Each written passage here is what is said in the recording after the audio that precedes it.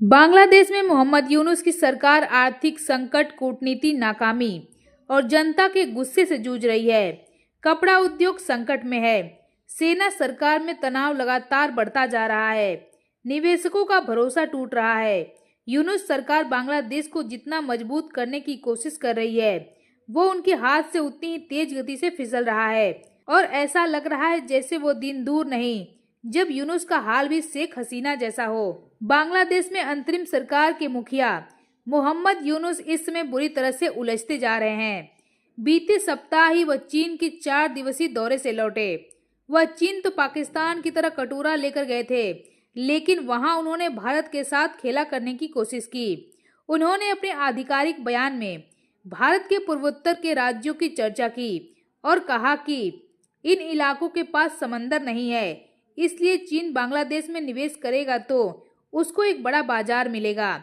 लेकिन वह भूल गए कि भारत एक ऐसा देश है जो 3 तरफ से समंदर से घिरा है। इन समुद्री बंदरगाहों से पूरे भारत की जरूरत पूरी होती है।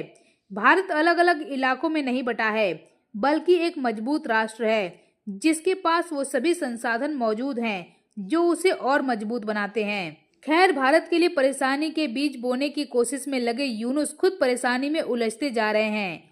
बांग्लादेश में हालात दिन ब दिन बिगड़ते जा रहे हैं। यूनुस के नेतृत्व में देश आर्थिक परेशानी, कूटनीति मुश्किलों और जनता के गुस्से से जूझ रहा है।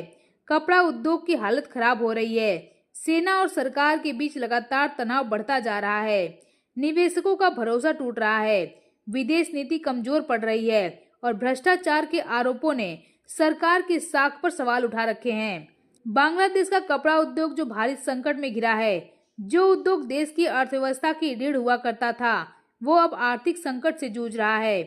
5 अगस्त 2024 से अब तक 140 से ज्यादा कपड़ा कारखाने बंद हो चुके हैं। इस महीने ही 15 और कारखानों पर ताले लगा दिए गए, जिसमें 1 लाख से ज्यादा मजदूरों की नौकरी चली गई और कई लोगों को उनकी बकाया तनख्वाह या सुविधाएं भी नहीं मिली। ढाका और उसके आसपास के इलाकों में यह असर सबसे ज्यादा दिख रहा है।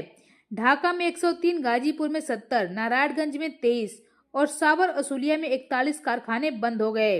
आवामी लीग से जुड़े 15 कारखाने भी बंद हो गए। पैसों की तंगी, ऑर्डर में कमी और सरकार की ओर से साफ दिशा न मिलने से ये उद्योग डगमगा रहा है। बांग्लादेश के हालात दिन प्रतिदिन बद से बदतर होते जा रहे हैं, जिसके बाद भी बांग्लादेश भारत के लिए गड्ढे खोदने से बाज नहीं आ रहा।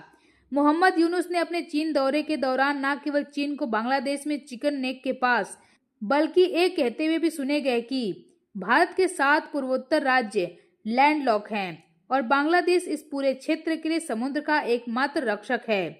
यूनुस का यह बयान इसलिए भी हैरान करने वाला है क्योंकि पूर्वोत्तर भारत में सिलीगुड़ी कॉरिडोर है, जिसे भारत का चिकन नेक माना जाता है। 60 किलोमीटर लंबा और 22 किलोमीटर चौड़ा यह कॉरिडोर नॉर्थ ईस्ट के 7 राज्यों को भारत से जोड़ता है।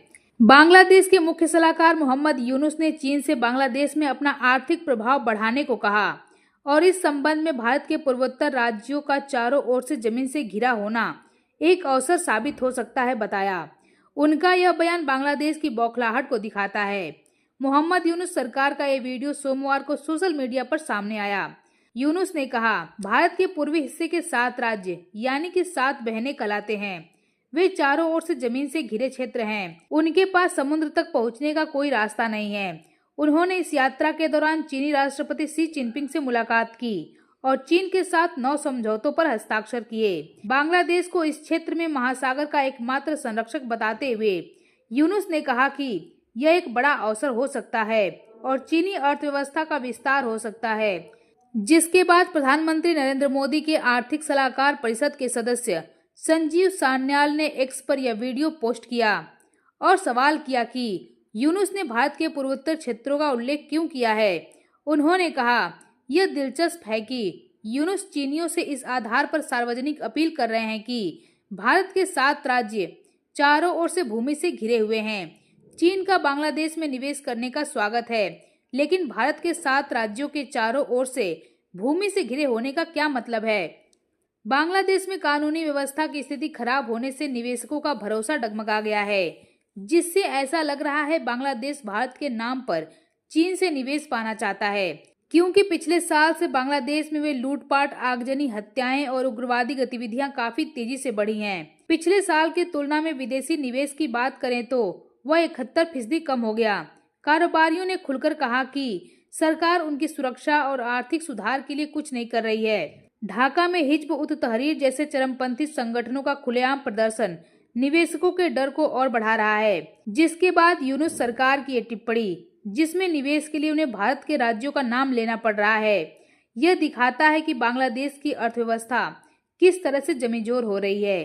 फिर भी बांग्लादेश भारत के लिए गड्ढे खोदने से बाज नहीं आ रहा।